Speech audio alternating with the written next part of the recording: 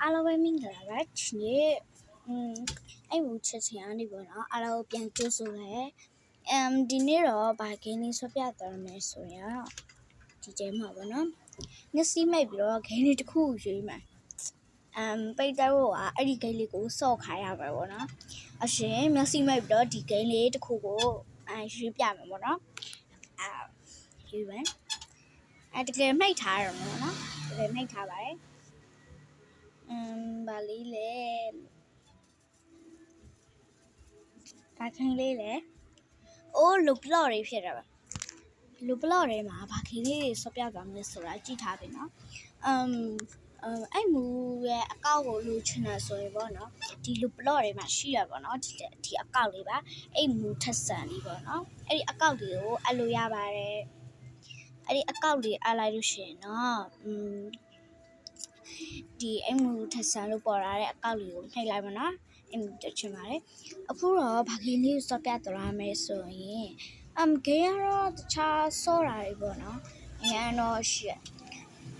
ဂိမ်းအခုစော့လေးမှာခဏပဲပေါ့နော်တိတ်မအားလို့ပေါ့အလုပ်ရှိလို့ပေါ့နော်အဲ့ကြောင့်ခဏလေးပဲစော့ပြသွားပေးမယ်နော်ဒါဆိုရင်ဘေဂိမ်းလေးစော့ပြသွားမယ်ဆိုရင်ပေါက်ပွားဂိမ်းလေးပဲစော့ပြသွားမယ်ပေါက်ပွားဂိမ်းလေးကတော့အရန်ကိုကစော့လို့ကောင်းတယ်ပေါ့နော်အဲ့တော့စော့ပြမယ်ပေါ့နော်ပေါက်ပွားဂိမ်းလေးစော့ပြမယ်ဂိမ်းထဲမှာတွေ့လို့ရှိရင်လည်းပြောပြပေါ့နော်ဒီပေါက်ပွားဂိမ်းကကြတော့အရန်ကိုကြောက်စရာတော့တိတ်မကောင်းဘူးနည်းနည်းတော့ကောင်းပါတယ်ကြောက်စရာနည်းနည်းကောင်းတယ်နော်ကဲအရှိသွားမယ်ပေါ့ဒီဘက်သွားမှာဟဲ့ဒီများဒီဘက်တော့ဝင်သွားကြတယ်နော်ကြည့်မယ်အိုးအဲ့ဒီဘက်ယူသွားမယ်အောက်မှာဟိုနေရာလေးတရေ6နေရာကိုသွားမှာပေါ့နော်ဟုတ်မယ်ဝေးလမ်းလျှောက်ရအောင်မလားအဝေးပဲတော့လမ်းလျှောက်ရမှာနေဝေးတယ်ရှောက်လို့မရှောက်ချင်ဘူးတော့ရှိနေတာတပင်ပေါ့ဟုတ်ကြည့်ဝေးပဲနော်ဟုတ်ကြည့်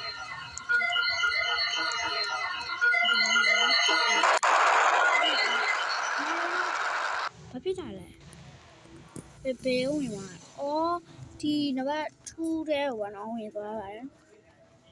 တကယ်လေးပေါ့နော်ကြောက်ကြောက်ကြရကွာအချိန်စ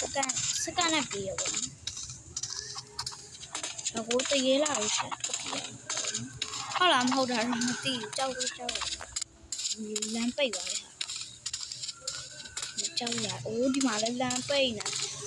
ဘာမှလည်းပိတ်ပါဆိုမှဒီဘက်လာတော့မှဒီဘက်မှာလည်းလမ်းလာပြန်ပိတ်ဒီကဲပဲဒါပြန်ပြီးလည်းပိတ်မလည်းပိတ်မှာပေါ့မပိတ်ဘူးရောက်ရှိ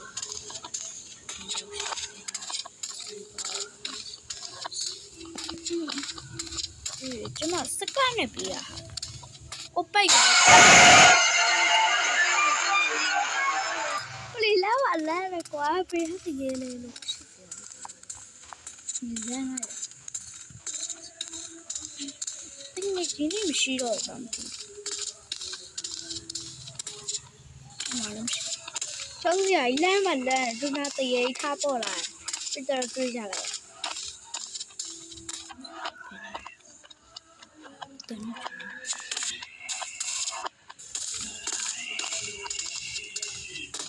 နေကြမှာဘုရားနေကြနေဆိုတော့ဟုတ်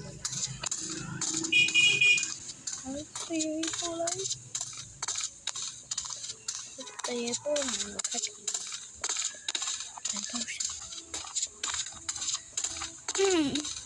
ရန်ကြောက်တော့လမ်းပြေးတော့ကြောက်ကြတယ်ကြောက်မဒီစက်တယ်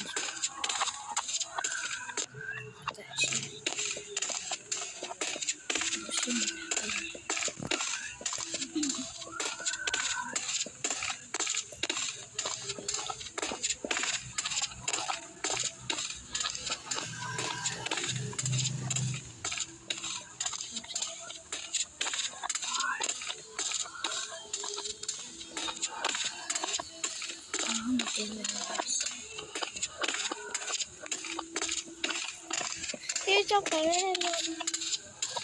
မချောက်တော့ပါနဲ့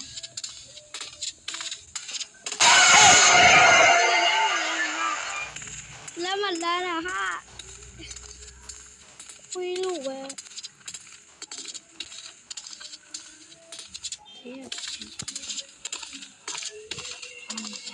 တိုင်းမလို့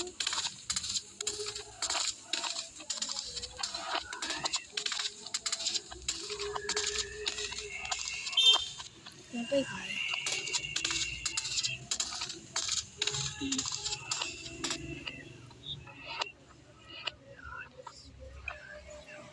ကဲအခုကတော့ဒီလောက်ပါပဲเนาะအရင်ကြောက်လို့ပဲเนาะအခုကတော့ဒီလောက်ပါပဲ bye bye